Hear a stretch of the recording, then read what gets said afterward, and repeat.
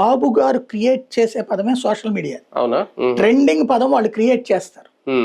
అది కంటిన్యూ అంటే ఒక మాటని పదే పదే అంటే అది అలవాటైపోతుంది అనే లక్షణం. అంటే నిన్న మొత్తం నాయకులే కాదు, కొన్ని సామాజిక కార్పొరేషన్ నాయకులు ఎవరైతే కొన్ని కులాల కార్పొరేషన్ వాళ్ళందరూ కూడా ఇదే పదాలు వాడారు, ఎక్కువ ఇలాగే మాట్లాడారు. అంటే అది తెలుగుదేశం స్టైల్ ఆఫ్ ఫంక్షనింగ్ అంటున్నా నేను.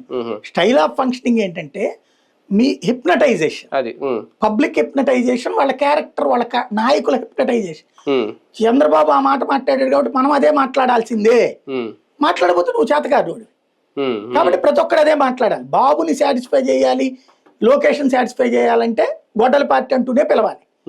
ఇక్కడ బేసిక్ గా ఏంటంటే ఆయన చచ్చిపోయిన రోజున తెలుగుదేశం అధికారంలో ఉంది. ఇవాళ వీళ్ళు ఏం సిబిఐ ద్వారానైనా ఏం తేలింది? జగన్ మర్డర్ చేశాడా? వివేకానంద రెడ్డిని జగన్ మర్డర్ చేయడానికి లాజికల్ పాయింట్ సింపుల్. ఎన్టీ రామారావుది తనంతట తనుగా బలం సాధించుకుంటే పార్టీని చీల్చి తెచ్చుకున్నారు. ఆయన చనిపోయింది వీళ్ళ హయాంలోనే. కానీ ఇక్కడ వీళ్ళు మంచోళ్ళు, పార్టీని కాపాడినటువంటి వాడు చంద్రబాబు నాయుడు. అదే జగన్మోహన్ రెడ్డి తనంతట తను కష్టపడి గెలిచినా సరే ఒక ఆస్పెక్ట్. వివేకానంద రెడ్డి అంటే పార్టీని లాక్కుందాం అనుకున్నాడట, దాంతో భయపడిపోయి జగన్ గొడవలు పుచ్చుకుని వచ్చాడు.